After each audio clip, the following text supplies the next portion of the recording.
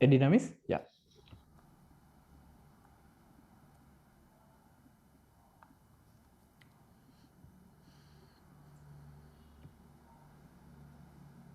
Good afternoon, ladies and gentlemen. Welcome you back to the World Tourism Day celebration 2021, organized by the Department of Tourism and Hospitality Management, Faculty of Management Studies, Rajarat University of Sri Lanka. We are about to start the webinar on tourism and people with disabilities to discuss the empirical glitches faced by Sri Lankan tourism when promoting the inclusive growth. On this occasion, I would like to welcome the highly respected panel members of the webinar today, Mr.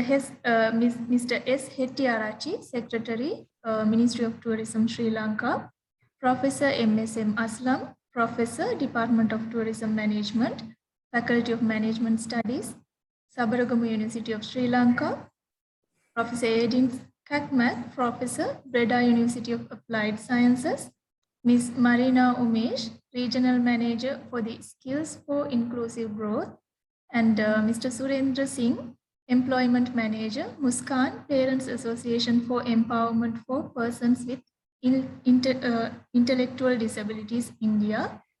And I also welcome the moderator of the session, Dr. WHMS Samaratunga, Senior Lecturer, Department of Tourism and Hospitality Management, Faculty of Management Studies, Rajarat University of Sri Lanka. And I warmly welcome all the participants for the webinar. And now we will start the session. Ladies and gentlemen, now I would like to hand over this session to Dr. Samaratunga to start the webinar. Yeah, thank you very much, Ms. Edina Biri, for your warm introduction. And dear ladies and gentlemen, warmly welcome to the webinar organized by the Department of Tourism and Hospitality Management of Faculty of Management Studies, Rajarat University of Sri Lanka. And today, with our esteemed guests, we are going to talk about the promoting women and people with disabilities participate in the tourism value chain. And we all know the World Tourism Day, UNWTO World Tourism Day celebration 2021, the theme is tourism for inclusive growth. So when talking about tourism, when talking about inclusiveness, we have to consider about all different stakeholders or different groups, right? Let it be the ethnic groups, majorities, minorities, different age groups, people with disabilities, women, right, children, or maybe youth participating in the tourism industry to promote this inclusiveness. So in order to talk about the inclusiveness, how to further promote inclusiveness here in Sri Lanka, we have invited an esteemed panel today to join with us.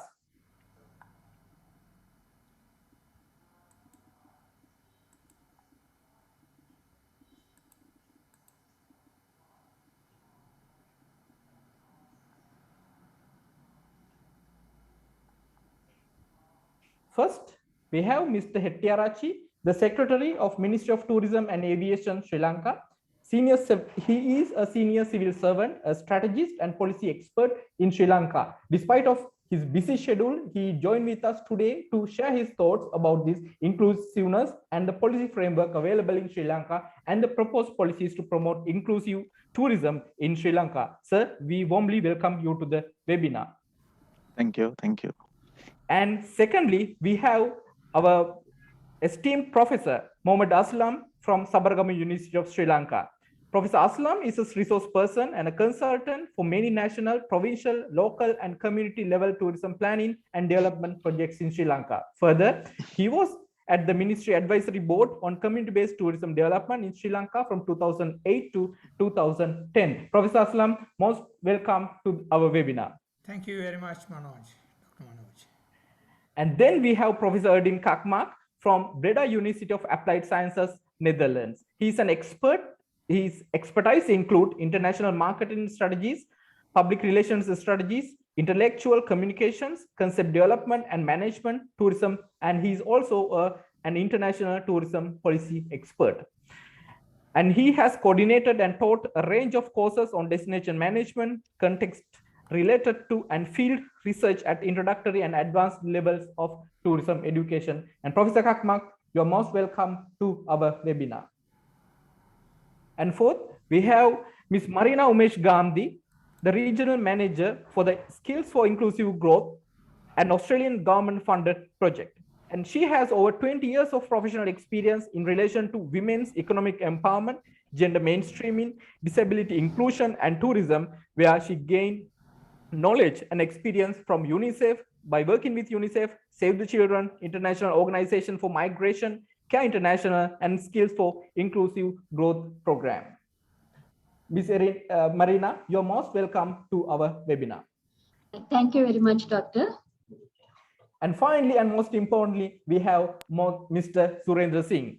Mr. Surendra Singh is the employment manager in Muskan. He's qualified in special education, child psychology, counseling, and cross disability. And he's a certified master trainer in Skills Council for Persons with Disability in India.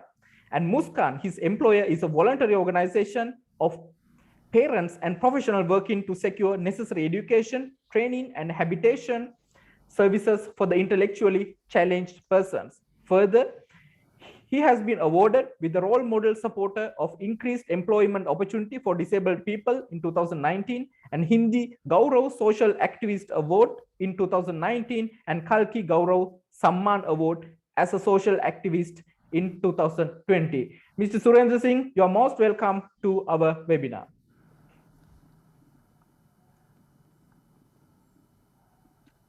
Thank you very much, sir. Thank you. Great. Now we can move into the plenary discussions. First, I'd like to speak with Professor Aslam. Now, we have been talking a lot about tourism value chain, and we have been talking about the inclusiveness in tourism. Professor, we have a lot of undergraduates also joining with us today. Could you please simplify what is this inclusive growth in tourism and what is this tourism value chain and why they are important to the tourism industry? Thank you, Manoj. Well, I think it's one of the timely discussion we are initiating. Actually, you know, tourism is one of the industry. It is, everybody knows, it's a human-oriented industry. The primary factor to exist the tourism, the human factor should be on the earth. Either host or a guest, we have to have the human beings to see the tourism and hospitality in the world. So where I begin, it is completely a heart-to-heart industry. So when you take this, so therefore what we do, and there is no any barrier for the tourism because it's a multidisciplinary, multi-sectoral industries. You name it, you find it in tourism. It is maybe engineering, maybe art, science, geography, culture, aesthetic, so many things you see within the tourism context. So therefore, since this unlimited area, there it provides the opportunity all entire human race in the world, regardless any sort of a criteria, could be any religion, could be any ethnicity, could be any geography, could be any demography, anyone is included in the tourism. So there is no new terms for inclusive growth in tourism. Tourism itself is inclusive. So that include whoever in this globe, and everybody has a right to take part in tourism. That was the 2016 World WTO tagline, inclusive, that is access tourism. Tourism is access for everybody. So where we concerned, inclusive growth, so tourism provide opportunities, each and every opportunity to share with everybody.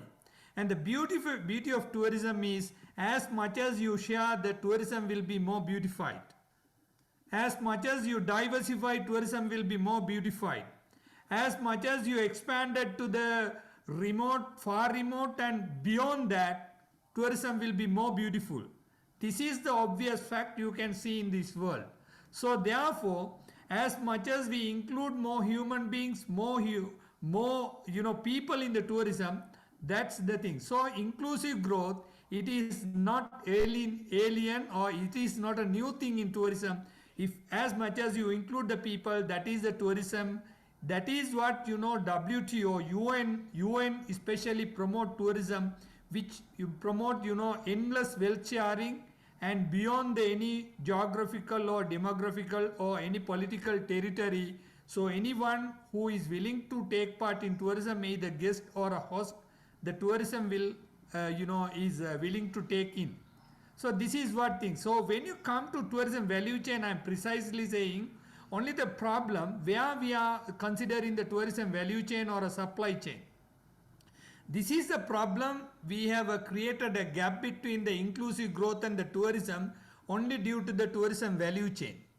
Because naturally, if you go back to the history of tourism, in 16th century where tourism began, the people were pushed out of their home to have the rejuvenation and refreshment to them to foresee their psychological and the physiological change. It was needed by the elite society in the Europe, from starting from the tourism value chain there, because it has to have all the aspects.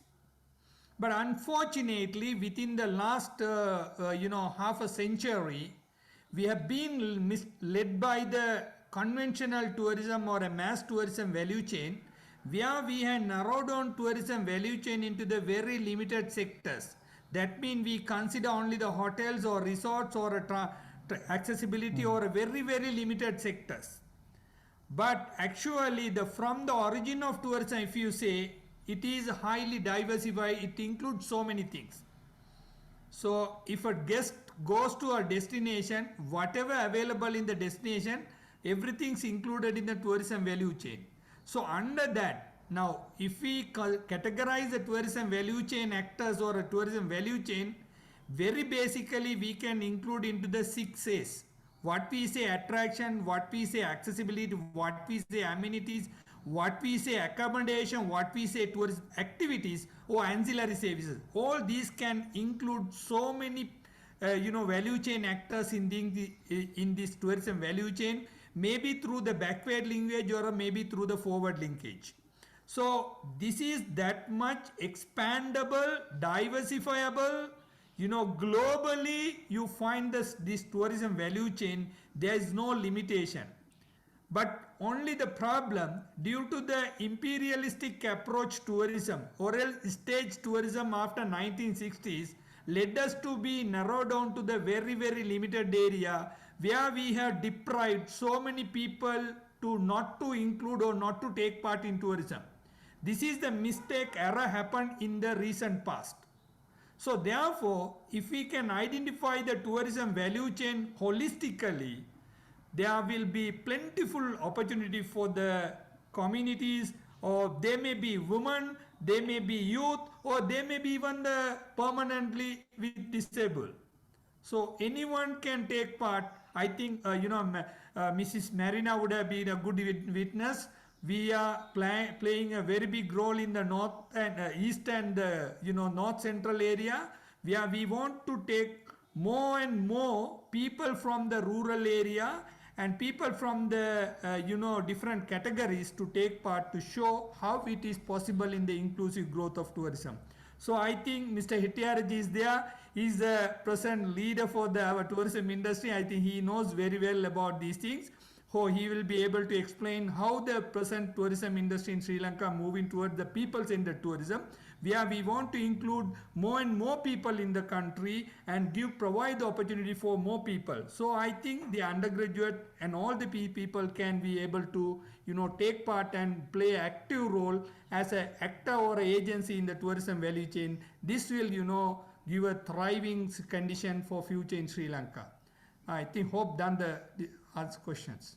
Very much, Professor. Thank you very much. And actually, you enlighten us with how these imperialistic economic variables they have affected to the eastern countries like Sri Lanka, right? When we get the mass tourism, when we get the big players, and how the small stakeholders are kicked out of the industry or maybe kind of marginalized. So we need to have new directions to encourage them into the tourism sector. Thank you very much, Professor. Yeah, and that actually a very good point of departure that Professor Aslam said. Sri Lanka needs new thoughts our policies and plans need maybe some revisions. We need to look at new ways of promoting Sri Lanka tourism. And when doing so, when it comes to Sri Lanka tourism, we are on rough waters. And the skipper from the government side is there, Mr. Hettiarachchi, the Secretary of Tourism and Aviation. Mr. Hettiarachchi, if I may ask, now Sri Lanka, there was no particular policy for Sri Lanka as of now, and thanks to you all, your team, and now you are going to develop a conducive policy to promote the tourism in Sri Lanka. Especially, we know that it will be focused about inclusiveness as well. So what are the policy recommendations, policy inputs that you are going to propose for the next maybe 5 years and 10 years to promote this inclusiveness and to encourage more and more different stakeholders coming into the formal tourism sector? Yeah, thank you, Dr. Manoj, and the panel. Especially, I thank to Professor Aslam and the senior panelist. And I want to thank you have arranged that this webinar in accordance in parallel with the International Tourism Day. And in addition to, I want to thank you to select that this specific topic when women and people with disabilities and I mean partly we don't use that word, I mean disability, we call that partly Or specially able, yeah, especially able or something like that. That's the word we want to use. But anyway, regarding the policy matter, the Sri Lanka tourism normally they start 1960s, but after that, it is blooming in 1970s.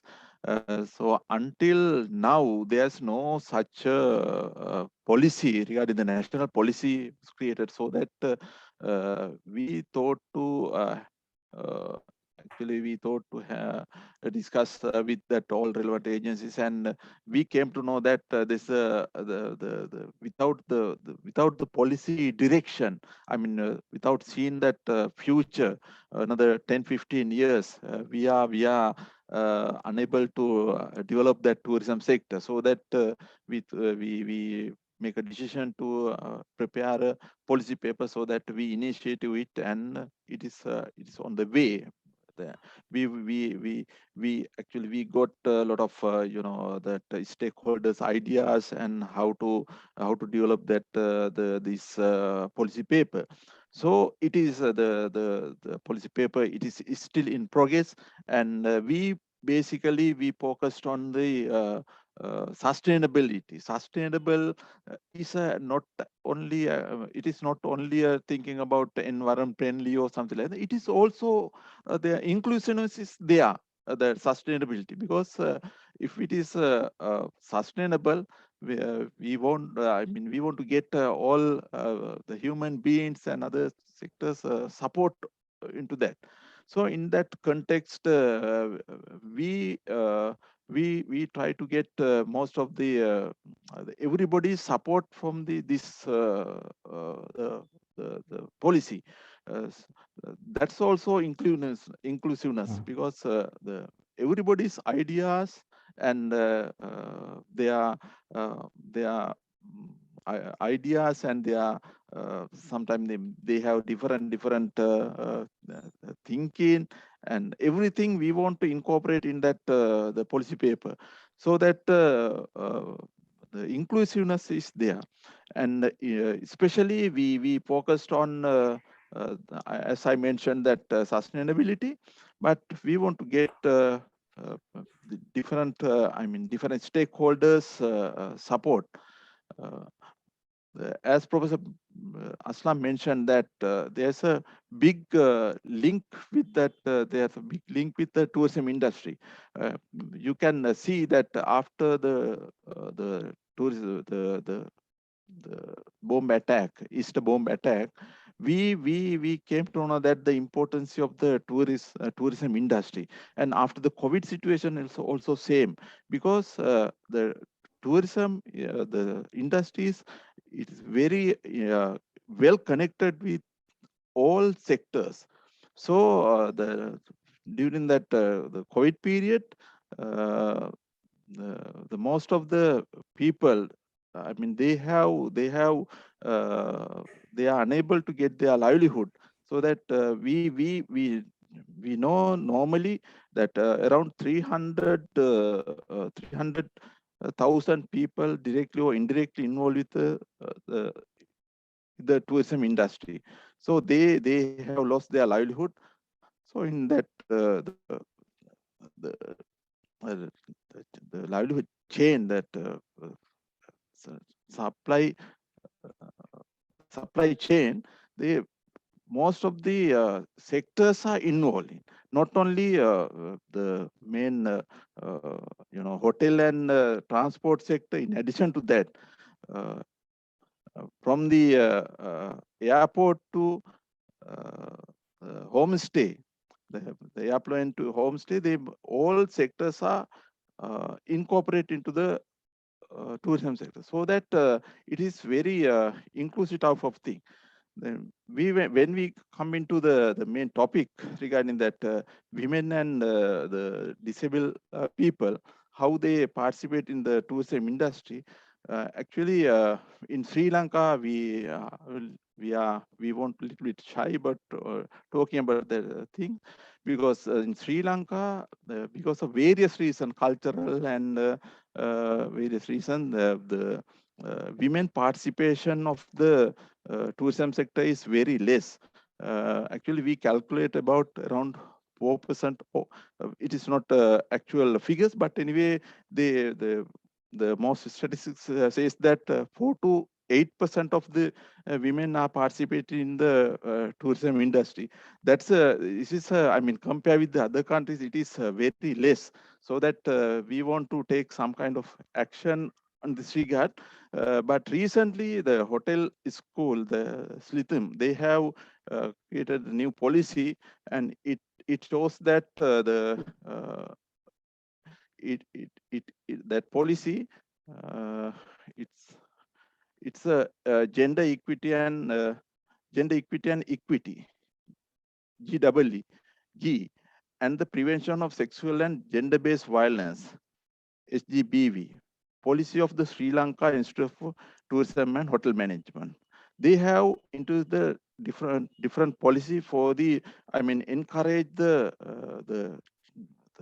women participate into the tourism industry.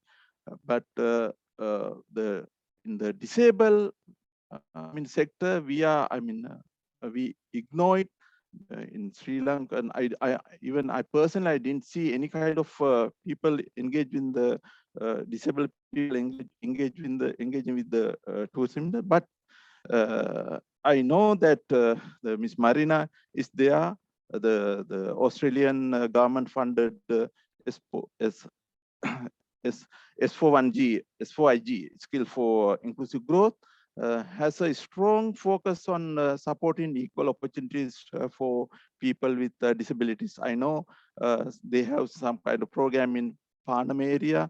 They provide the some of the people with uh, polio or disabled people. They provide some kind of support to get tuk-tuk, I mean, three-wheel license. And they focus on the rural village ladies. And so now the government also have some kind of, they have uh, open eye-opening things to, I mean, we in our policy paper, even we didn't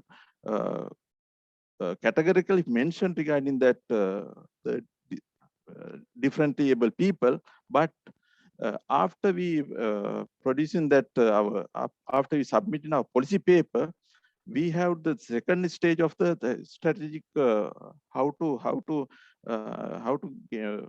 get these policies into a action plan. So we have to prepare some strategic plan. So in that strategic plan, we have to incorporate those two sectors. I mean, women participation and different able people, how to get into this industry.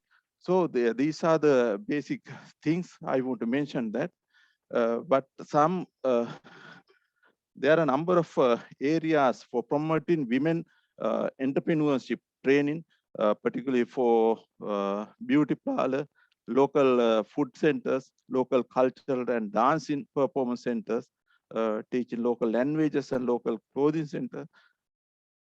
We want to focus on these areas. And finally, I want to tell that especially some areas, especially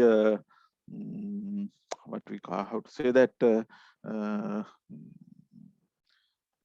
especially community tourism. And community tourism, we encourage to participate we encourage women participation of that tourism.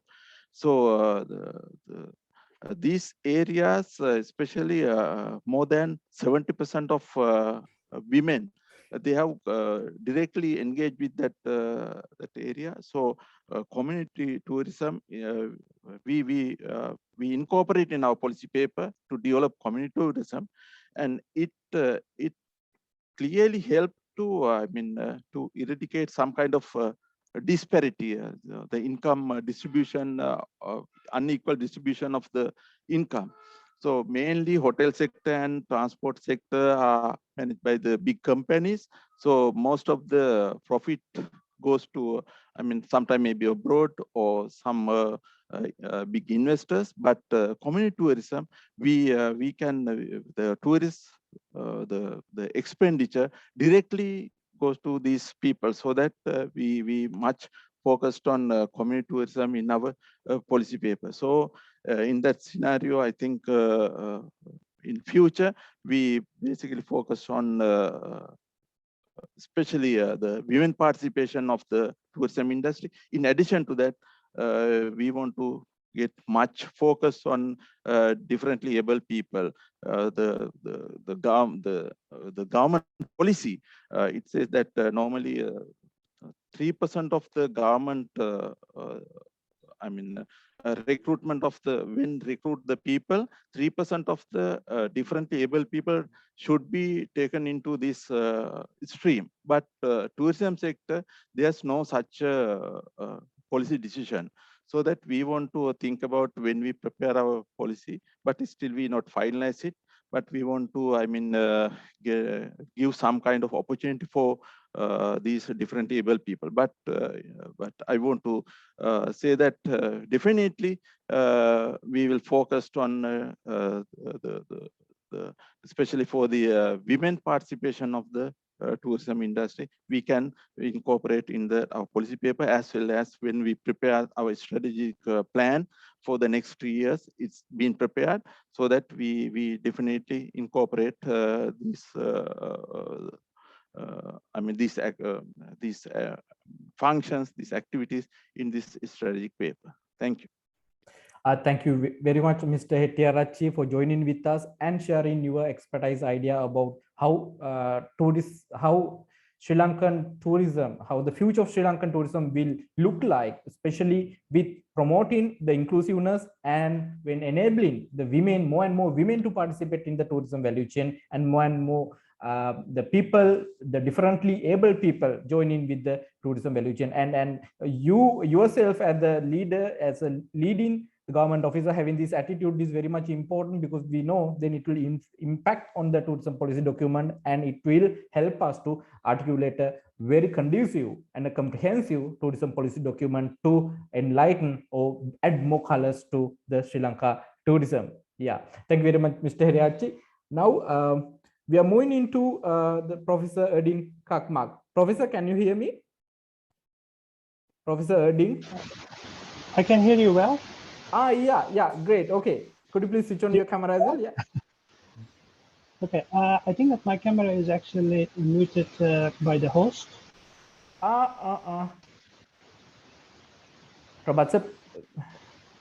It's okay, sir. Yeah, now you can switch on your camera. Okay, start my video. Yeah, now you see me, I guess. Yeah, now we see you. Yeah. And you hear me as well?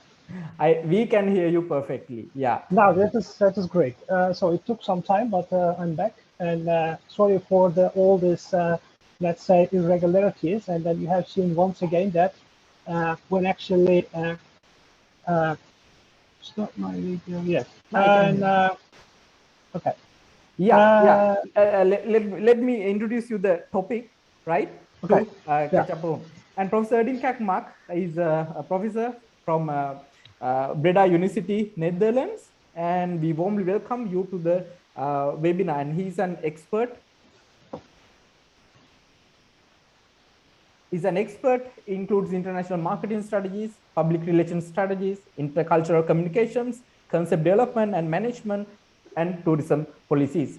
So my question to Professor Dean Kakmak with respect to the women and people with disabilities participating in the tourism value chain is that, so give us, enlighten us about the practical aspects, maybe what you have experienced in Europe, right? Or maybe about the policies in the European Union, how they are encouraging more and more women and people with disabilities participate in the tourism value chain.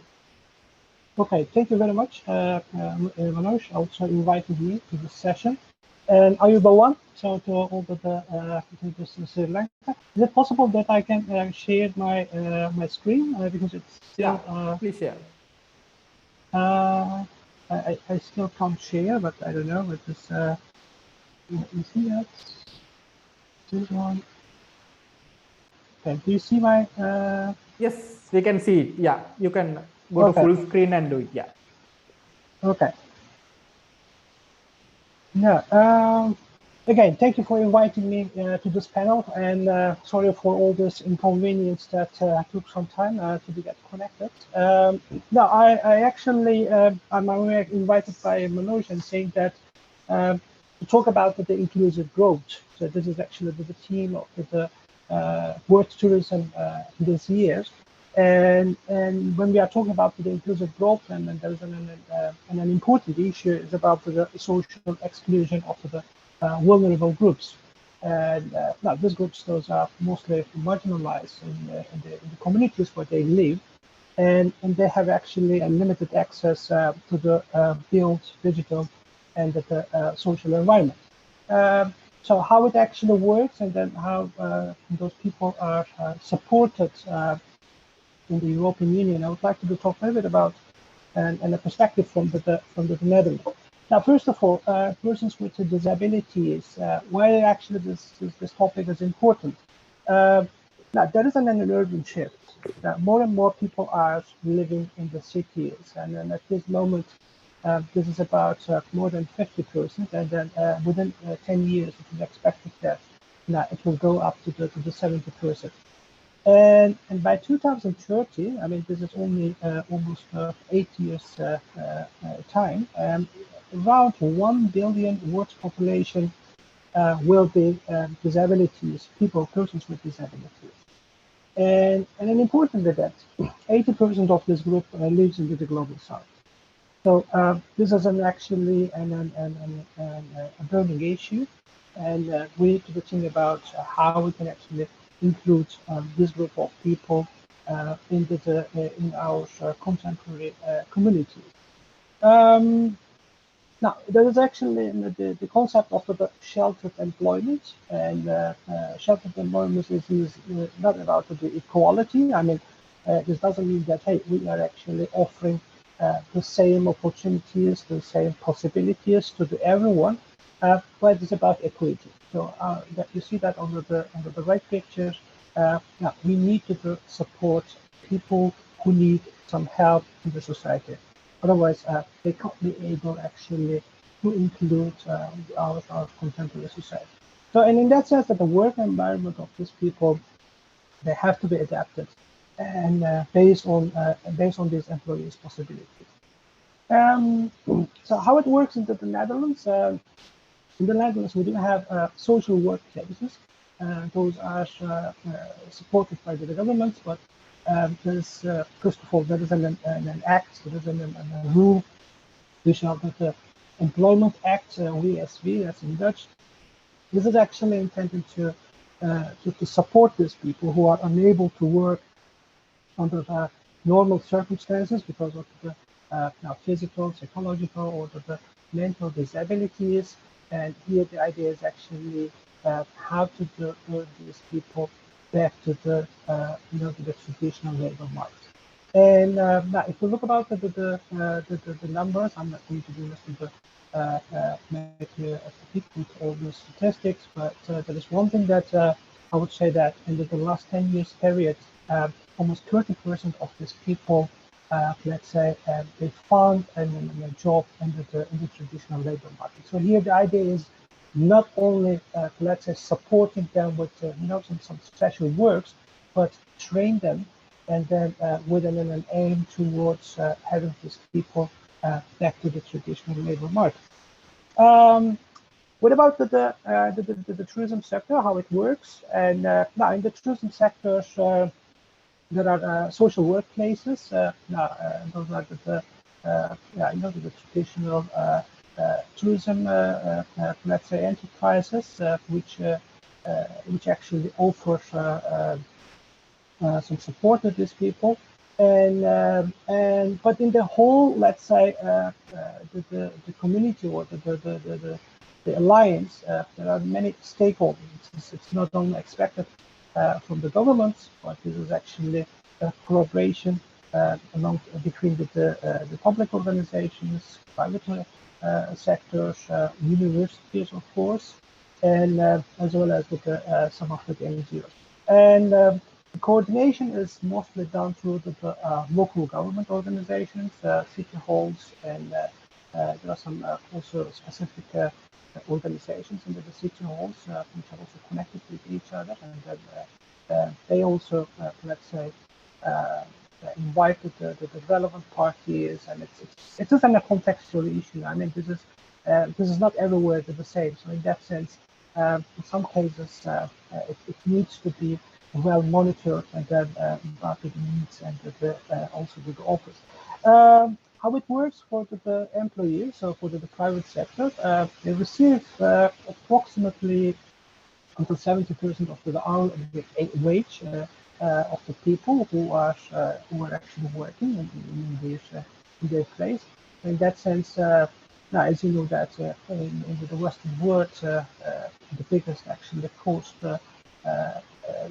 rent comes from the employment and from the staff that you are actually hiring, and this is an important, let's say, trend for the employees.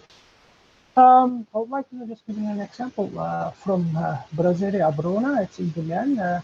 Demand is very close, I mean, approximately 100 kilometers from Amsterdam, and the east part of Amsterdam. Abrona is an healthcare organization. They actually invested into some tourism businesses like hotels, restaurants, cafes, or souvenir production facilities. And they have the slogan with each other, for each other, and they are hiring persons with light mental disabilities, and the quality of the service is actually guaranteed. That these people are matched with some professional workers at the place, and I mean, there are some shelter workshops for the bakery, housekeeping, or restaurant, or the kitchen.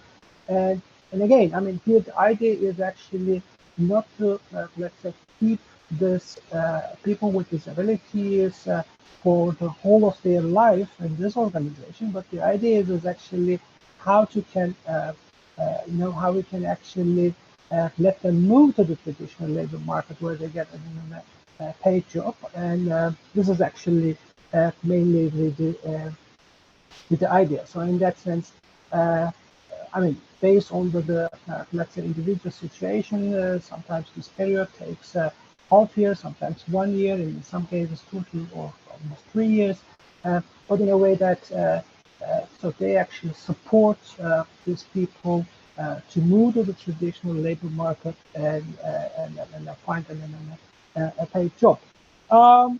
This is actually the first part of my presentation, and for today. Shall I just stop my sharing my slides, Manoj? No, Professor, right. We can bring them at the second round. Let's see. Yeah. Yeah. Yeah, Professor Akmak, thank you very much for sharing your thoughts and experience and the Netherlands context about how they are promoting this inclusive tourism and enabling more and more people with disabilities or the differently able people participating in the tourism value chain. Actually, that is the practical approach. And again, I'm sure they are assisted by the policies, which we can, policies of the European Union, maybe we can touch upon during the second round of the discussion. Yeah, I actually get also the opportunity to listen to the previous presentations. Yeah. And now, if might actually reflect on, I think that what we need to do is actually here to promote the social change. So it is not only about, let's say, in the hands of the government, or it's not only in the hands of the private sector, but the whole society needs to think differently towards, let's say, how to exploit the capacities of these people into the sector and in our daily life. And I mean, I'm originally from Turkey. I'm also from the east, and living for long years in the Western world. And now, if I might compare actually these two situations, and as well, I've been also in many places in Asia, and then also gave lectures on that some projects. And I think that one of the biggest differences in the Western world and in the Eastern world in terms of the disabilities, in the East, somehow we shame actually from these people, and we are actually restricting their visibility in the society. And if you come to the West, I mean, the visibility is actually much higher. So it is, there is no shame. I mean, that that those are actually people with some disabilities, with some restrictions. So in that sense, the whole society is somehow accepting them, so and trying to include them into the daily life. So I think that this is an important difference. So and then here is actually the idea is about how we can promote the social change, and then how we can actually accept the capacities of these people. We need to acknowledge that these people have capacity.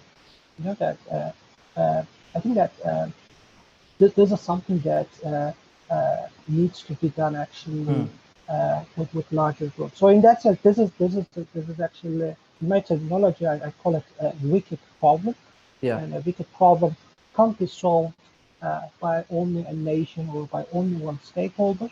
It requires expertise actually from different disciplines, from different organizations, and we need to actually create some platforms and then show the society that how these problems can be tackled.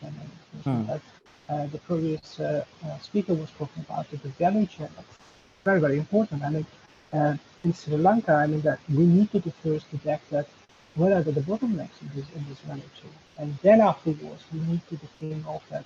Okay, how can we relieve this bottleneck and this tourism value chain? Yeah.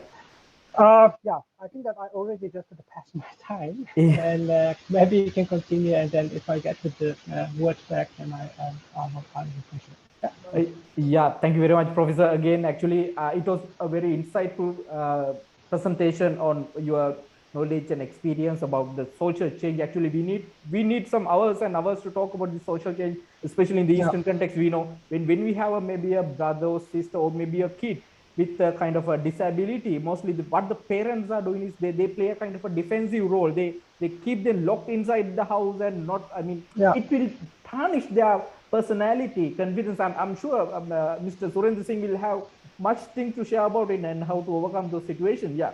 So we have many topics coming up, and thank you very much, Professor, again for sharing your idea. Thank you. Yeah. And then let me invite our third speaker, Mr. Surendra Singh, a famous trainer from India, especially, and an awarded trainer in India, right? And how to train the people with disabilities, the specially able people, and psychological well-being, physical well-being, and looking after the parents who have the children with disabilities. And again, he's doing a kind of a blessed work by giving the strength, giving the life back to these disabled or the children who are mentally and physically challenged, right? So let's hear his story, what Muskan is and what they're doing and their progress so far. And we are honored to have Mr. Surendra Singh in our webinar panel today. Over to you, Mr. Surendra. Thank you, Doctor. Thank you very much for, first of all, from the bottom of my heart and from my organization, we would like to thank you for giving such a wonderful opportunities to share our best practice with you and with your country peoples. So just like a few seconds before, we heard about how in Netherlands, government and the team, they are working with people with differently abled and how they are placed them in inclusive environment. So as per our experience, as per our journey throughout this sector, now this is the time where most of the corporate sector as well as the tourism sectors, they come forward and they are ready to give the opportunities to our people with the additional support need, or you can say people with differently abled. Okay, but before place them, what kind of role a NGO partner, a job coach should do? Because if as an NGO partner or as a job coach, we don't know what kind of support is required or what kind of pre-training is required to train a person with additional support need, then we can't make such kind of dreams come true. Because as per our experience or exposure, the industry say ki we are ready to give the opportunities to your young friends, but we are not the expertise. We are not the expertise particular field. So we need the partnership. We need a close monitoring from your end. So we'll share the process how we people are trained our friends. Friends means high support needed peoples. How we place them, what kind of supports we required or we want from the hospitality or other employer partners. So just give me a second, I will share my screen.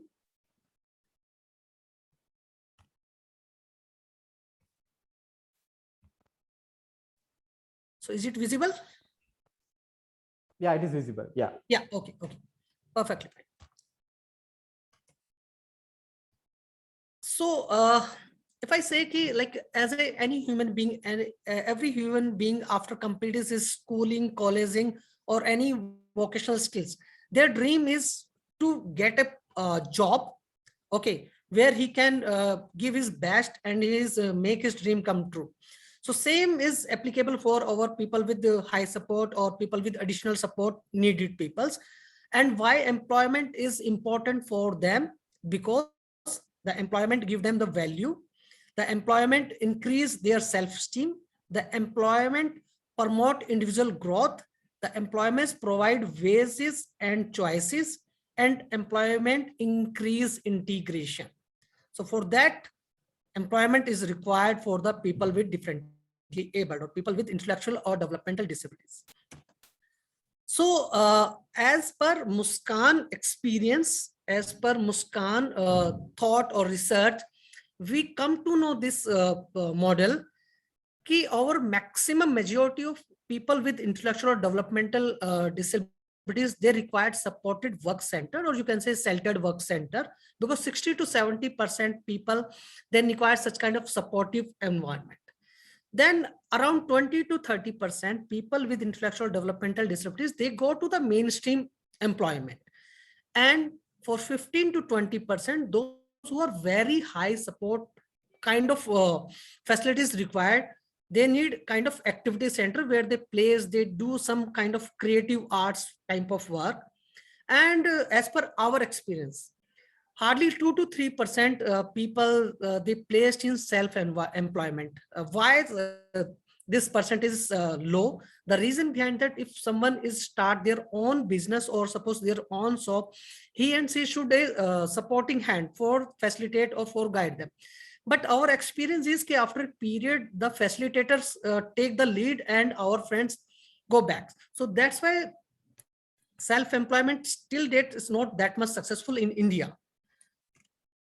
So the possible industries job roles which we till date identify for our people with IGD is hospitality, one of the our best place, then retail, packaging, petrol pump, then IT sector, office assistant, teacher assistant, and manufacturing and packaging units. So as I said, what kind of things is required when we place any person who is differently abled. So once like as a job coach or as a from the side of Muskan, when we approach any employer partner, we demand these things for reasonable accommodation in job roles, workplace solution, sensitization of co-workers, continuous sensitization of new employees and managers, doing the job mapping, on the job training, policy of employers, cooperation of families, role of NGO partner and job coach, regular monitoring and follow-ups even after employment. So I just cover a little bit about each topics, like why reasonable accommodation is required, because a person who is differently able, who is intellectual or developmental disabled. So we request to the hospitality sector, especially hotel people, please don't allow them to do the night shift. The reason behind that, they can do night shift, but after a period, maybe after a week or 2 days, biological, they are not able to sustain or do the continue night shifts. That's the reason. Rest of the 9 hours, 6 days working, they can do as usual. The other team members are doing the same things. The another things we request to the employer partners, please issue them their uniform. The reason behind that, the people with Down syndrome, they are taking little bit more time while wearing the uniforms because they are perfectionist, and that time they are not understand whether it's you need to wear this shirt within 5 minutes or 10 minutes. So maybe they are taking 30 minutes or 40 minutes. And in terms of reasonable accommodation job roles, so we request to the employer partner, so please, where the money is handling, so please avoid that. Please don't give them such kind of task where they need to do the lengthy interaction with the guest. Okay, for example, suppose if you are giving the menu and if the guest is asking about particular dish, so maybe it's quite complicated for my friends to explain the particular dish. So workplace solution. So again, as a educator, as a professional, it's our duty to give the such kind of solution to the employer partner. For example, so once we placed our first batch in Lemon Tree Hotels, the manager give the feedback that they know all the tasks, but after complete one task, they just stuck. They are waiting for the command. So from the Muskan side, I am creating this me book. Okay, we call particular, if you see this picture, we call them me book, where the particular person, we are taking the picture while doing the task, we'll write the time and write the topic which he is doing. So if the person is not able to read or write, he can see his picture. Okay, now this particular time I am doing this table setup, and after completing table setup, he just turn the page, he see the next task which he is doing. Then third is sensitization of co-worker, because if you want to place your people with intellectual or developmental disability or any kind of disabilities in mainstream employment, so you should sensitize the team member. And while sensitizing the team member, please first you share about their strength, their ability. Because most of the time as a professional, as a job coach, we start with sharing the negative points. They are not able to doing this, they are not able to doing this. And after 10 points sharing, after 10 negative things, the 11th one comes, yeah, they are very good in set up these things. So as a kind of normal, as a called person without disability, we are forget about the strength. We are just keep our mind what they can't do. So in our sensitization period, we share our all friends' abilities, their strengths, they are good in these things. Yes, they find little bit difficulties in particular areas. So for example, don't give multiple instruction. If you give one instruction at a time, they are performing very well. So like that, you sensitize the team member. Job mapping, another important task, because we all want place over each and individual people with differently able in mainstream employment. But before identify the suitable job, what kind of job he and she is doing, what kind of difficulties is there, how much training is required if you place any candidate, so they are not able to make or they are not able to sustain particular workplace. So same thing while doing the job mapping, divide particular task in 3 areas. Identify simple one. Number 2, they can learn and perform after a period. And number 3, not feasible for them. For example, in hotel industry, in coffee shop, in food and beverage department, total 30 tasks. So out of 30 tasks, these are the 12 tasks they are doing very well from the day one. These are the 11 tasks they know, but they need little bit more practice. And these are the 3 tasks like explaining the menu, billing, and attending the phone calls. These are not the feasible. So as a job coach, you do the job mapping, and according to that, you find the suitable candidate and place them and organize the training. So on the job training, again, give them practice, arrange some daily practice hour, do the review, monthly review, so that they know where they need more practice or more training, or in which area they are very good. So on the job training, so same thing, we are following these 5 modules: tell, show, do, practice, review. Tell, show, do, practice, review. Then another one important, wherever you place your people with differently abled, make sure they place under their HR policy. If they are hiring your candidate under CSR, so just say, wait, right now our candidate are not ready, because it's our experience under CSR. After a period, maybe 6 months or a year, they are saying, our project is over, so we are not able to sustain your candidate. But if it's under HR policy, so everything will be like giving to our friend. Then the another important is cooperation of families, because without family cooperation, you can't make such kind of dream possible, because family is the backbone or the key pillar to make such kind of dream success. So share from the day one what kind of support or requirement from the family ends you want. And the important things, especially in India, pick and drop, because in India, some systems peoples are not following, some rules peoples are not following. Especially if I'm giving the example, suppose here is the bus stand, but bus maybe 20 meters far or maybe 20 meters before stop. So for people with intellectual or other disabilities, quite complicated or difficult to go and reach the bus. So this is the important where the parents give their commitment, okay, we are ready to pick and drop our ward on time, and we make sure whatever duty time is assigning, their ward should reach on time. The another, like as I said, the role of NGO partner and job coach. So as an NGO partner, we can't say ever our role is over once we place our candidate. I think after place our candidate, our roles again start. So as a job coach, we always think out of the box, how we make or how we open more door for our friends. And the important is regular monitoring or follow-ups even after employment, because most of the people's the place, they just write down, yeah, in 2021 we placed 45 or 100 or 200 people with disabled in different areas. But what after 6 months or a year or after 2 years, whether your candidate is continue with particular company or not.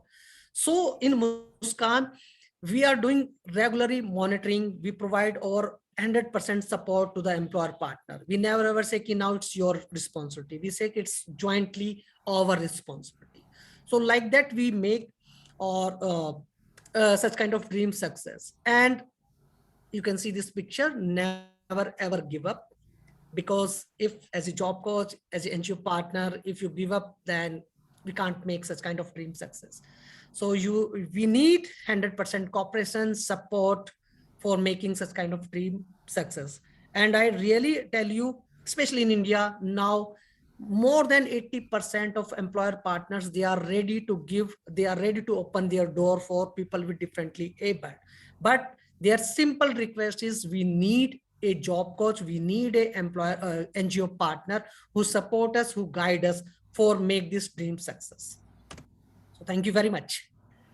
Thank you very much, Surendra ji, for taking us out of the classroom and sharing your practical experience on training the differently able people and supporting their families and giving some support, especially to the employers who might be interested in employing them but lacking the skills or know-how, right? So we really appreciate your contribution done to India, right? So then I move into our next speaker, Mrs. Marina Umesh, on behalf of Skills for Inclusive Growth. Actually, Skills for Inclusive Growth is an Australian government funded project which has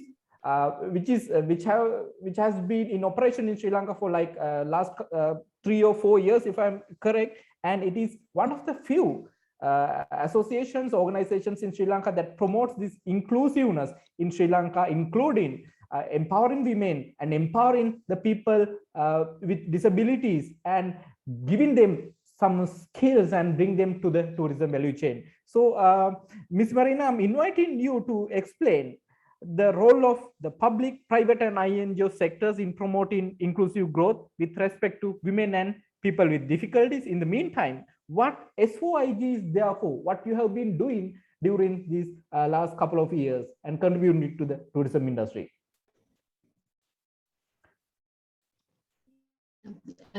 Thank you very much, Dr. Manoj, for the introduction.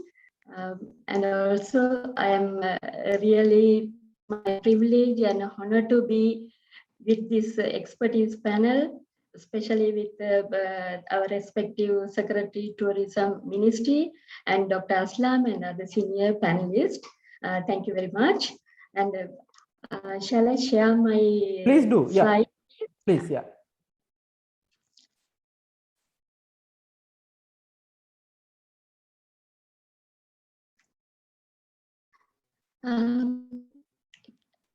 See the slide? Okay. We can see, yes. Okay, thank you very much. 1 minute.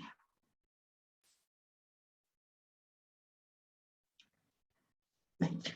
So today it's my discussion is tourism for inclusive growth, promoting women and persons with disabilities, participate in tourism value chain with the focus of roles of the public, private and INGO sectors in promoting inclusive growth with respect to women and persons with disabilities.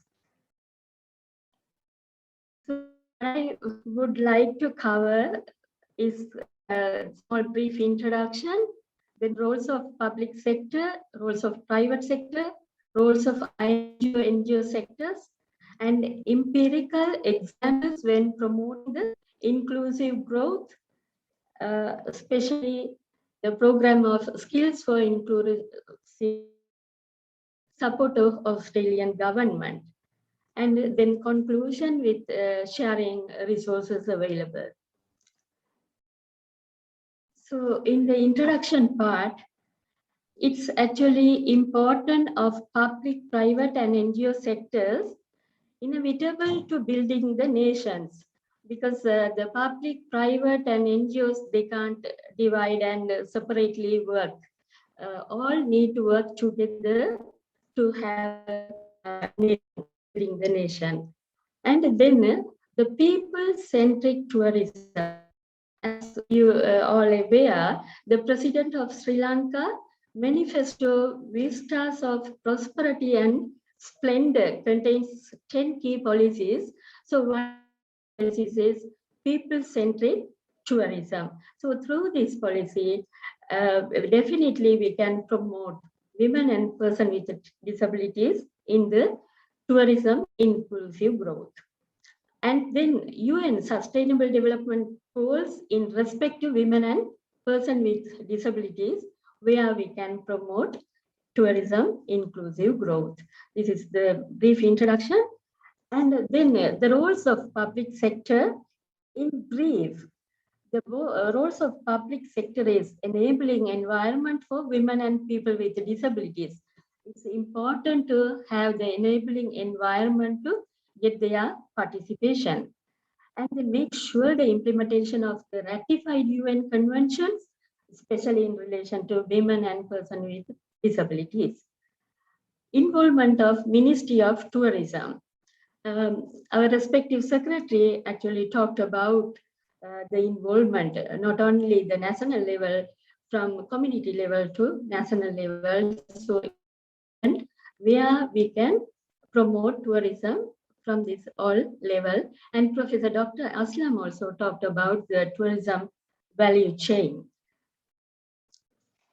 And then the State Ministry of Skill Development, Vocational Education, Research and Innovation, they are playing the main role to give quality of skill development for the participants to provide their quality services to the tourism sector.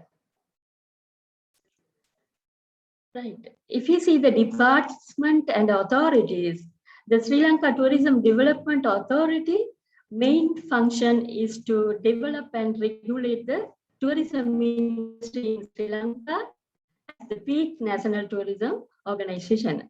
So they are playing a bigger role in this area where they can influence, they can provide their facilities. So that need to be bring to the community, and they need to be aware of this, how to reach this, or how to get these opportunities. Then SLEDM, Sri Lanka Institute of Tourism and Hospitality Management, they are providing quality of training in the hospitality sector where they are focusing male and female participants. Department of Social Service, where the people with disabilities, they can get certain services, especially in the community level participants.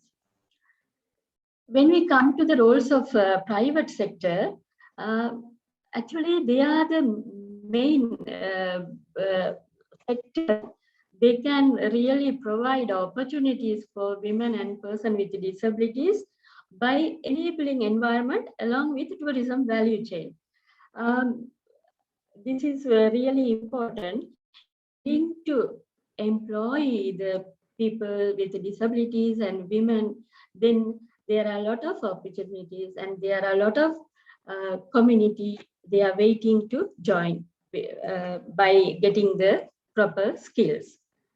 So here, if you see, working hours is important, time opportunities, reasonable adjustments, those are very important opportunities, because if we provide these flexible working hours, part-time opportunities, reasonable adjustments, then we can employ a lot of women person with disabilities. Because our recent studies, we understood there are some reluctant to join, as our Secretary of Ministry of Tourism said, lack of flexible working hours, lack of skills, family commitment, and culture facts like that. So while promoting champions and role models who are working in the field that can encourage more women and persons with disability to participate. If you see the role of NGO and INGO sectors, working with civil society for good governance, with public and private sectors is important. Their role is working with the private and public sector, as well as bring those good governance things to civil society. Also, they can contribute to the tourism planning and development, and they can bring their international expertise to have a good governance program. So the next I would like to cover empirical examples when promoting the inclusive growth for inclusive growth, which is supported by Australian government. During our past experience, there are surveys and studies, what we get the input is the less than 1% of total workforce was made up of people with disabilities in the tourism industry. The time period is 2014 to 2016. And 85% of employers reported lack of experience, followed by absence of capacities as the major barriers for employing people with disabilities. Enterprises show their willingness to employ women and persons with disabilities at the early stage in 2016 and 17. It's very less. And later, after 3 years, there are proven very good examples. The women and persons with disabilities, they showed their talents. After that, the enterprises, especially hotel sectors, they are willing to employ the people with disabilities and the women who gain quality skill training. Then another example I would like to share, the reasonable adjustment, especially increased participation of persons with disabilities in TVEC system, Disability Inclusion Toolkit. Actually, the Skills for Inclusive Growth program, with the support of Australian government, work together with the TVEC system, and they produce this assessment tool. This section provides visual examples of reasonable adjustments that can be made according to the type of disability, physical, hearing, visual, and intellectual, in 5 tourism-related occupational courses: cook, receptionist, beautician, steward, room attendant. So each course is illustrated with an average of 40 to 50 visual examples of adjustments.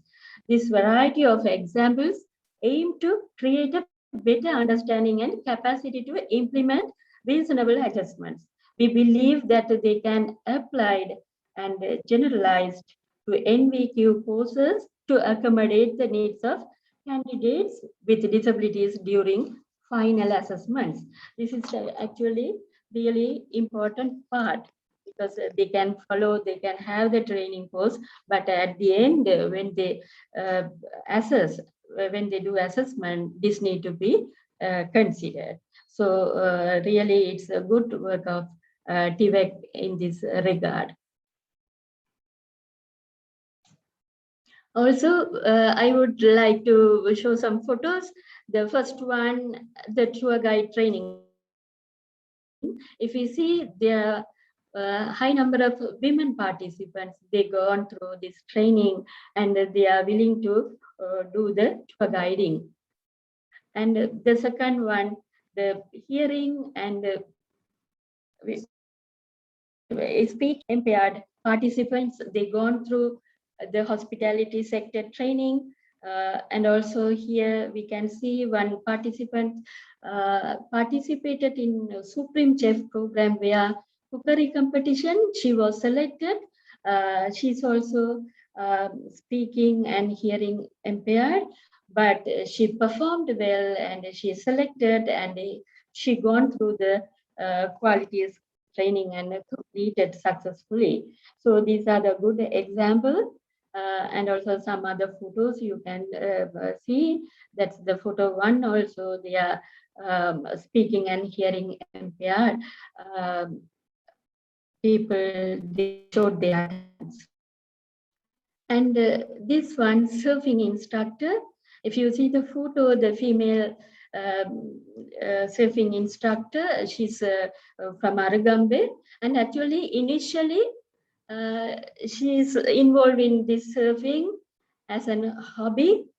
Then later she understood there are demand in the tourism sector for this surfing instructor. So she undergone, she has a baby, but with the support of his husband and the community, she involved in this training, not only her, with another 9 female instructors. They had this training, and also because of this, in that village, there are ladies, they are showing their interest to have this skill training to involve in tourism sector to have economic growth. And then I earlier explained the Supreme Chef, the participants. She really showed her talent. So there are assumptions among some of the people that the people with disabilities, they can't do things, but they are good role models in this sector. And another participant, she's from Polonnaruwa. So she's also involved in this cookery competition and got the first prize. And she got international opportunity to get his skill training in Australia. So she completed her training, and also she occupied in a hotel, and she showed her talent. And as our respective secretary about the who got the polio, affected by polio, and because of this reasonable adjustment, he got the adjustment in the three-wheeler, as well as also he got a driving license through the facilitation, and now he's doing his tour facilitation work, and he's also one of the good examples. And finally, I would like to share, there are a lot of practical resource materials available, case stories available that everyone can see and learn the things, actually what happened practically, what are the challenges women and person with disabilities gone through. So everyone can have this, use these links and can get more information. And finally, I would like to emphasize that we can promote tourism inclusive growth by promoting women and persons with disabilities in tourism sector from national level to community level, along with tourism value chain. So thank you very much for the opportunity. Thank you. Thank you very much, Ms. Marina Gandhi. It is an excellent presentation, and it provides the practical aspects of how the people, the specially able people and the women can be absorbed into the tourism industry in Sri Lanka by empowering them, by training them, and by giving them the necessary strength during the hour of need. And again, we need to understand that the INGO sector is doing a big facilitation to the Sri Lankan society and the social development, economic development, because we know maybe in the government sectors, in the ministerial level, even at the universities level, there may be some lacking areas where we do not have the experts. So we warmly welcome the contributions made by the INGO sector and other countries done to Sri Lanka. So in that aspect, our best wishes and the congratulations are always with the skills for inclusive growth. Right now, before moving into the second round, we are going to watch a little video clip. Actually, it's a 6-minute video clip, but since we are running out of time, I'm requesting the host, Mr. Prabha Jayasinghe, to play like 2 minutes out of that to elucidate us on the Muskan, what they have been doing. Yeah, Mr. Prabha.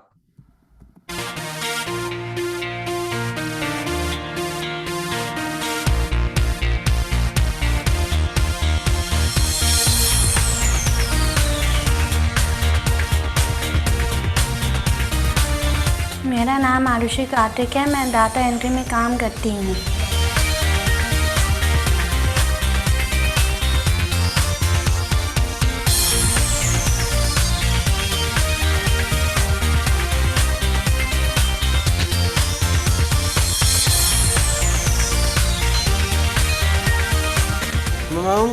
Police अलग है, मैं refer में काम करता हूँ।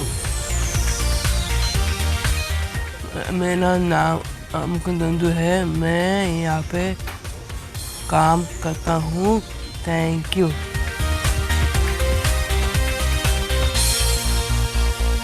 What does the employment or work opportunity does to us? It gives us a sense of accomplishment. It gives us opportunity to build so many relationships. We are able to earn our money, and also it gives us a responsible role. In the community of the disabled, People with intellectual disabilities, or ID, are the most marginalized. They get stigmatized because of the ignorance of others and are often viewed as a social and economic burden. Society considers them to be incapable of doing any meaningful task. Muskan thinks otherwise. Muskan was set up in 1982 in New Delhi by a group of parents and professionals who found a distressing lack of facilities for their children with ID. That initiative grew into today's Muskan, a voluntary not-for-profit organization well known for providing comprehensive education and training to adults with ID. And we have thank you very much, Mr. Prabhat. Actually, it's a wonderful video link. Maybe Mr. Prabhat, please share the video link in the chat box so our participants can go through it. Yes, If you are running out of the time, I'm going to limit it to 2 minutes, 2.5 minutes. And now we are moving to the second round, and I'll be directing small questions based on your speeches and the presentations. And first thing, and for the panelists, I'm just giving like 2 minutes because of the time constraints. And firstly, I'd like to speak with Mr. Surendra Singh again, because both Professor Erdin Kakmak and Professor Aslam mentioned about the social change, right, when empowering these people with disabilities, and what type of challenges you face, especially with the parents' point of view, because they're always defensive of their children, especially when they have this problem. So how did you get over with that? Please, in 2 minutes. Yeah. So it's a really very important question, because as I said in my presentation also, without parents' cooperation, you can't make such kind of dream success. So yeah, we also face lots of hurdles or challenges while whenever we select any candidate for, like according to me as a job coach, the particular person is suitable for the particular job. But once we try to guide the parents and we share them ki these are the things where we need your support. So some of the parents, they say ki, no, every day they are just getting amount of 15 bucks, 15,000 bucks, and our transportation is more than 20,000 bucks. So this is not the fair. So again, we request and we try to guide them ki see, once they place there, once they start working there, definitely the things will be changed, because whatever the other employees are getting the same salaries for the same job also, same they are providing. So sometimes out of 10, 2 parents, they are not keen or they are not showing such kind of interest, but out of 8, they are ready. So, but again, if any parents, those who are hesitate or those who are not showing their interest, we are not give the chance to their wards, because we know okay, after 2 months or 3 months, their ward will be get the failure experience. Failure in terms, parents are not cooperating, they are not sending on the time, and the outside world, they are not accepting such kind of indisciplines. So in such kind, we set some norms for the parents as well as for the candidates also. Yeah, thank you very much, Mrs. Surendra. It's very clear how you are handling these challenging situations. Now, I have a question about. Now we have a large number of undergraduates joining with us, and Professor Erding, sir, can you please tell us how could these undergraduate students contribute to the development of or popularizing, promoting the inclusive growth in tourism with your experience? Yeah, I mean that first of all, there are I think there are two things that what we need to let's say mention here at this moment. First of all, I mean we have to adjust the approach contextually. I mean not two situations are the same. So in that sense, in India the situation might be different than the Sri Lanka. Or even here in the Netherlands. So in that sense, this is very important to keep in mind. And the second thing is we have to acknowledge the capacity of the person. I mean, we have to acknowledge the capacity of the women. We have to acknowledge the capacity of the persons with disabilities. And so in that sense that I was just, let's say, claiming or saying that we need to promote the social change. And can I actually share my slides again? So is it possible that... Yeah. You can take another 1 minute for that, Professor. Yeah. Okay.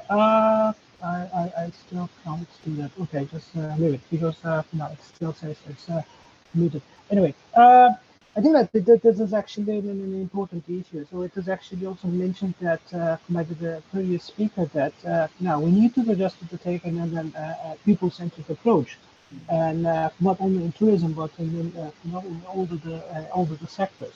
And again, I mean, we have to increase the transparency in the sheltered employment regulations. This is something that in the hands of the government. I mean, as universities or as let's say the private sector, we can't do that. And we have to ease the public access to the sheltered workshops. This is also something to keep in mind. So it is, I mean, the infrastructure is not equal or same everywhere in the country. In that sense, now for some people, the access to these workshops or to these places is easier for the rest. So in that sense, we need to just to promote those. And then important to that, we have to increase the integrity and the trust among the stakeholders. You know that all the stakeholders they do have I mean different visions and then different thoughts, and I mean and important that they have to trust each other. Because I think that it is also very crucial in that sense. Just going back to your question, I mean, how to engage with the bachelor students. I'm on, there are actually some examples that which are happening right now in the Netherlands and France and different European Union countries. The universities, they are actually supporting the students to create some platforms.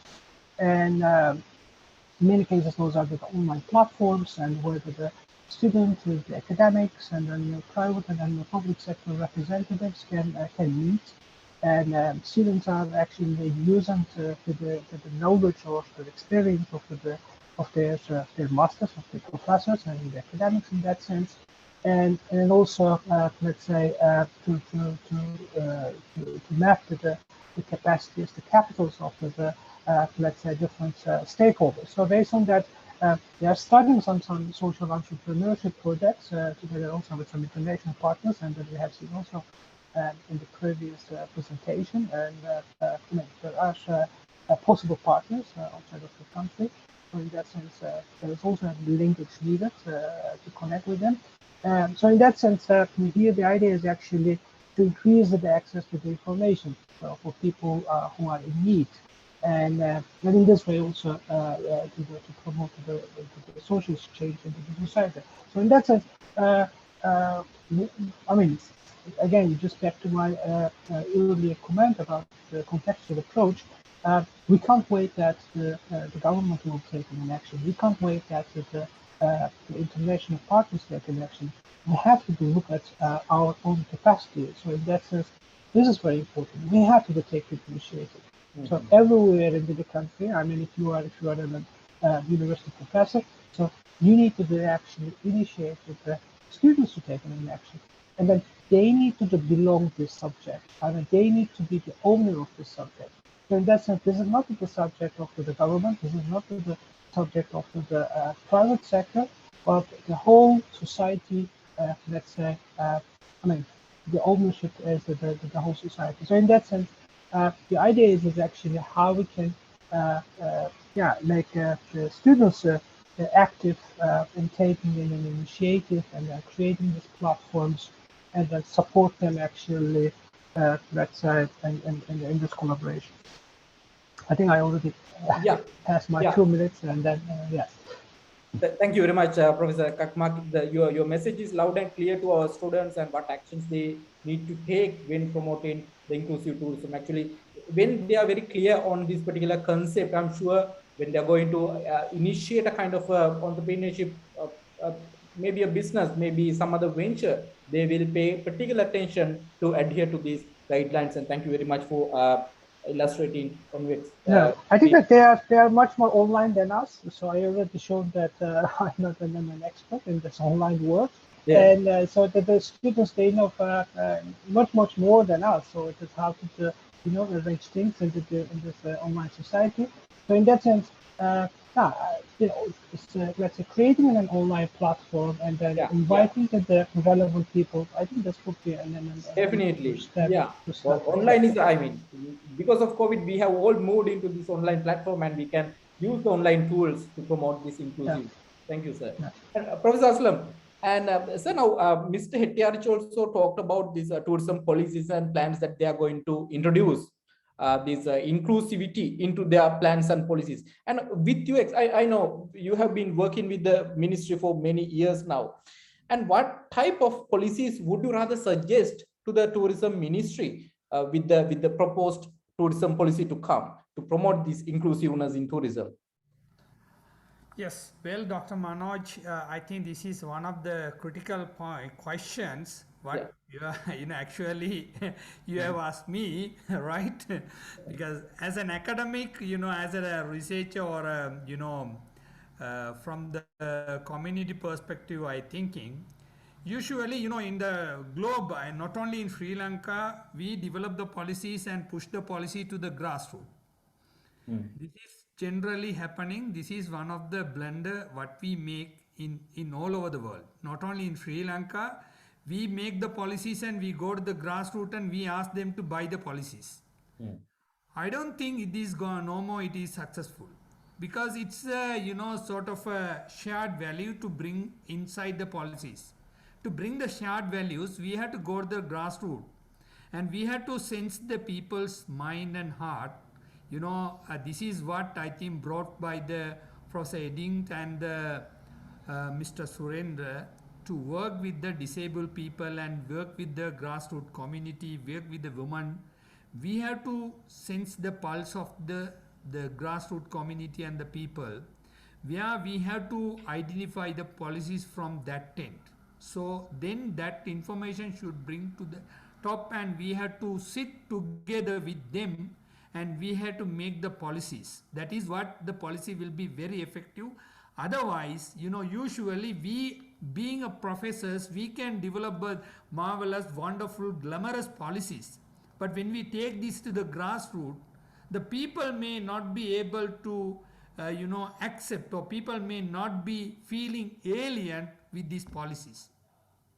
So therefore, what my NS request now, I think the ministry have understood that in Sri Lanka also. Yeah. We have to go to the grassroots and we have to knock the doors of the people who are at the grassroots and we have to bring them to we have to expose them, we have to take part in the policy settings and the policy making.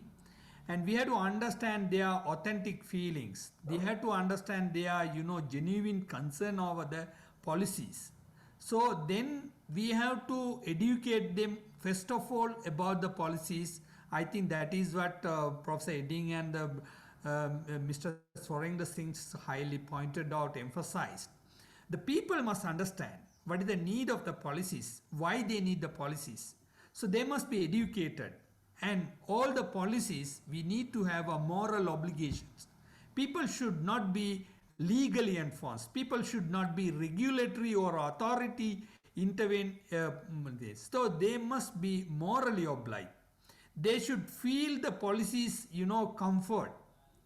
So then these policies should be taken to the practice, adhere into the policies. Then you will see the world will feel comfortable movement. Otherwise, policies comes, the authority will go with the policies with the legal enforcement. When the legal enforcement comes, people will be dissatisfied, stakeholder will be dissatisfied. That will cause the conflict of interest. Right? So this should not happen in tourism because as I from the beginning said, people should feel comfortable with their hearts and minds and brain and their behavior. So then that will be creating a conducive environment for the policy setting and the policy implementation. So therefore what I need from the, rather than talking about the bottom to top, we have to start from the bottom up approach in policy setting and we can re-communicate, re-deliver the things very comfortably for the stakeholders. This is what, very important to emphasize the inclusive growth where everybody will be acknowledged, accept, and everybody will be feeling more comfort in the tourism value chain to become a active actors or a agency role. So then we will be able to see the authentic, the real genuine sustainability rather than ideal sustainability. We always talk about the ideals of sustainability. That's why we are unable to see the sustainability in real practice, in real world. So therefore, to move from the ideals to reals, we have to work with the grassroots community. I'm really happy about the S4IG's interventions, effort of Professor Eddings, and effort of the Mr. Surendra Singh's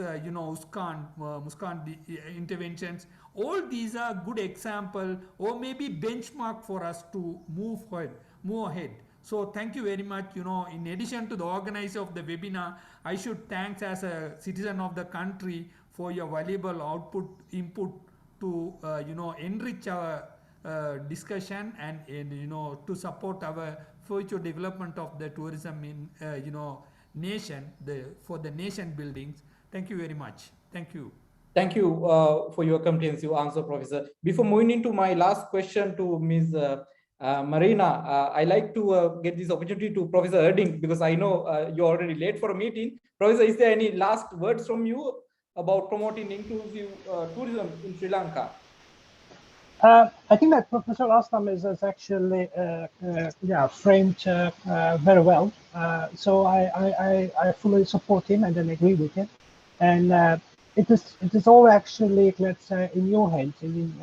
Just going back to the grassroots, and then and I would say that looking at the different forms of capital, what are available, to understand there's different of capitals, and then from there actually let's say initiate the groups which are not dynamic right now, like the students or local NGOs, and then and even that some communities who can actually support you in these ideas, and then let's say starting up and then promoting the social change that these people, I mean, women, persons with disabilities, these vulnerable groups, they have many capacities which are not immediately recognized by the legal setting or also standard business setting. So we have to understand actually how we can translate this sort of capitals, and then let's say link those now with the society, because everyone has actually many different forms of capital, and we need everyone in the society. So in that sense, this is my last word. And sorry, I have to leave. So for another meeting, and I really enjoyed, and I hope that at another time, so that we can meet in person in Sri Lanka, and then have longer discussions and exchange our views. And I learned a lot also from you, and then I took my notes, and then now I hope actually to continue with this dialogue in the future. Thank you. Thank you very much, Professor. Thank you very much for joining with us. Have a nice day then. Yeah. And Ms. Marina, yeah, I have this final question for you, again, with respect to the social change. Now, when promoting this inclusive tourism growth, and again, inclusiveness in the development structure of the society, we have the problem of hiding our disabled people at home, right? And again, as Professor one speaker mentioned the term very correctly. It's a shame to the family, right? So these are some of the glass ceilings we have to break through, right? So with your experience and expertise, what can you suggest? How can you break this glass ceiling? You are mute. Your mic is muted. Yeah, thank you very much, Dr. Manoj. Actually, it's a good question, and we also have a good experience in this. Actually, in our system, especially Ministry of Skill Development and Vocational Training, and also the other human resource development areas, there's a career guidance program. So it's not just for the youths. It's also we need to include these women and person with disabilities by doing the career guidance program. We have resources employed under Ministry of Development. There are career guidance officers, human resource officers. They are working in the district level secretariat as well as the divisional level secretariat. So through them, we can promote to bring the people with the disabilities and the women out. And as well as we have role models, the champions, very good stories and examples who are already employed and getting very good income that can be shared and make awareness and promote that to the people, not only for the participant and also for the community and for the parents especially, because they are sometimes one of our panelists said they are keeping them inside, some of the people, but at the same time there are parents and guardians, they are bringing them out and showing their talents. So actually I shared the website links. Whoever wants, they can find these good practices. And that is one very good example. And also the other thing, one side need to bring them, and other side we need to do the reasonable adjustment. That is in actually while we provide training, already the Ministry of Skill Development, they are concerning that, as well as the industry, the twin track, the industry level, they need to actually give opportunity, not only the opportunity with the reasonable adjustment, with the flexible working hours. So that is really important. Then the women and person with disabilities, they will get the quality skill development and they can employ not only hotel sector as Professor Aslam told, it's along with the tourism chain. Actually, the tourism part, mainly the community level to national level, everyone can involve in certain areas with their expertise with the skill training. Thank you. Thank you, Ms. Marina. It's for sharing. For giving us these strategies of how to overcome these particular issues. Right. So before moving into the conclusion section, I would like to invite our audience to raise the questions. If you have any, you may raise your hand first. Thereafter, we will give you opportunities, or you can use the chat box to forward your questions.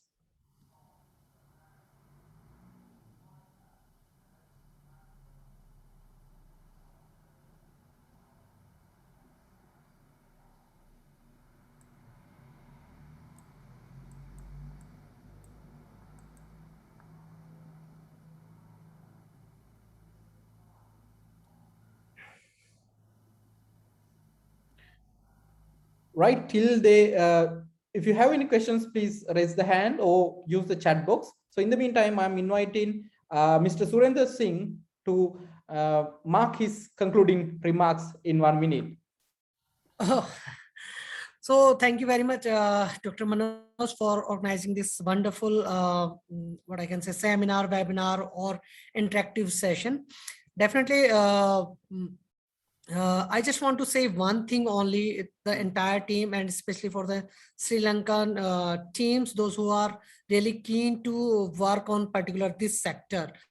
So on the behalf of Muskan, I just say कि wherever you people need any guidance, support, we are ready to share our entire training process, curriculum with you guys. Whenever you people invite us, we are ready to come and show or give the demonstration. Like just last year, 2 years before, we start same kind of pilot project with the Scotland team. So we share our best practices, we visit their country, they visit India, we share each and everything openly. So every month we done 1 meetings with them and we share our curriculum and entire thing. So we are okay, we are open for this, and we want this partnership for the long term. Great, Mr. Surendra. You are in the correct platform because we have this leading association skills for inclusive growth. Ms. Marina Gandhi, if you need, I mean, if your team needs to share your experience, we have the Muskan from India, right, internationally recognized. Great. And Professor Aslam, any final words, sir? Oh, thank you very much, Manoj. I think nothing much to say. Everything I think very, very comprehensively shared by the practitioners. Yeah. We are just, researchers, and we grab the knowledge from Yeah. them, and we just disseminate with the society, that is the academics and researchers, what we do. So this is a great opportunity. Even I got from the Muskan to learn, and from Mrs. Marina and proceeding. So that's variable. I think, yes, as a concluding remark, we all are sharing the same globe. We are all are partners of this globe. So we are citizens of this globe. So only thing we have to realize our social capital and environmental capital, where we emphasize our sustainability while surviving. So all these resources, socially, maybe permanently disabled people, or maybe woman, or anybody from any part of the world, they are really biggest resource or biggest treasure for this globe. So we should be the people to recognize each and every resource as valuable resource, to capitalize them rather than utilize them. So most of the time, the globe has been misled to utilize the resources of these, Right. but we should take them as a capitalization. So this capitalization will help us to enrich the globe with sustainability. So this is my final regard. So finally, I can say to our undergraduate, be the global citizen and enrich the nation as a global citizen. Thank you very much. Thank you very much, Professor, for joining with us today. And in the meantime, we have a question from Stephen Lodziak, and please give me a couple of seconds to share it. The question is, influencing the minds of grassroots requires the contribution, support of the highest level of government and leading people, celebrities in society. Are there any political figures, celebrities engaged in this topic? We can directly forward this to both India and Sri Lanka. So in India, I can say ki, for other disabilities, yes, some celebrities, they are promoting or providing awareness program, but for people with IDD, not yet, but we are trying to aware them. We are organizing lots of awareness program, and now slowly people are come forward, like our Bollywood star Akshay Kumar. He is the famous face for in Indian cinema. So now he's taking one step forward. He's promoting our especially sports in Special Olympic. He's promoting Special Olympic. So maybe in future, definitely the other celebrities, they come forward and helping us for this. Great. And Ms. Marina, do we have any celebrities or leading roles in Sri Lanka? Any experience?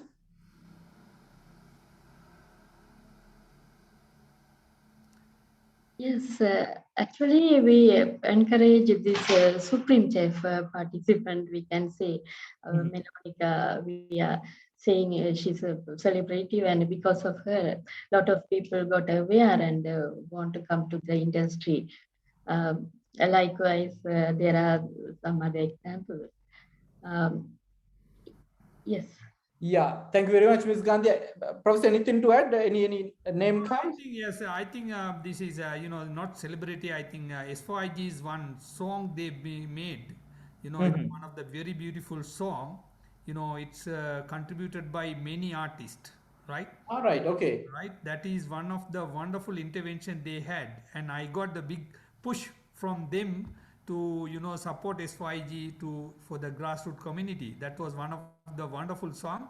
Marina, you can share that link with the other people, so they will be able to be enrich that song link. That will be very helpful. So that is one thing I found, that all the artists were it's really mixing up with the Tamil language and the Sinhala language. That was one of the I think beautiful song they made it. That is one of the things credit should goes to S4G. Thank you very much. All right. Thank you, Professor. I'll share, Professor Dr. Aslam. Yeah, actually, we brought a lot of celebrities to the event, the bigger level event, and made awareness of musicians and all, and the international expertise and chef to the field of area to make the people aware. Thanks a lot for mentioning that, Dr. Aslam. And it's such an important question that Stephen raised, because we need to have a kind of an influence from the celebrities, because even the society is not listening to the practitioners. They might listen at least to the celebrities, or maybe some community leaders or community figures. Yeah, so it is important. So Ms. Marina, is there any final note from you from the SYG side? Yes, on behalf of SYG, I really would like to thank you, Dr. Manoj. As a moderator, you organized this the wonderful webinar. We were learned each other from the panelists, as well as the participants also raised some questions and to think about further. And thank you so much. And I also especially thank Dr. Aslam and Mr. Surander and the other panelists and the Secretary Tourism. Thank you so much for this wonderful opportunity. And we all together support for the tourism inclusive growth. Thank you very much. Thank you very much, Ms. Marina.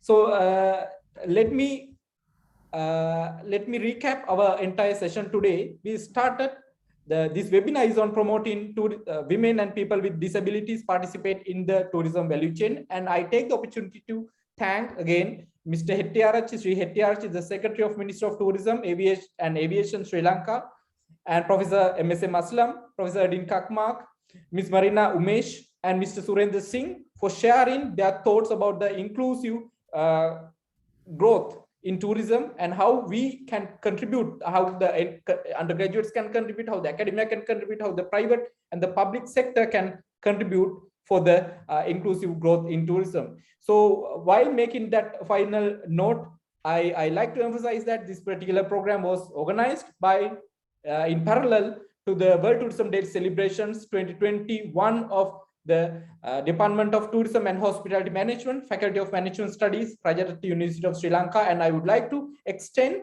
my sincere gratitude to the head of the department, Mrs. Nishala Abevikrama, the Dean of the Faculty, Professor W. Percy, and the Vice Chancellor of Rajaratnam University of Sri Lanka, and our hardworking organizing team. I'm not going to mention the names, and because of your effort, we came to the end of this webinar successfully. Right, so thank you very much everyone for joining with us today, the World Tourism Day Celebrations webinar 2021.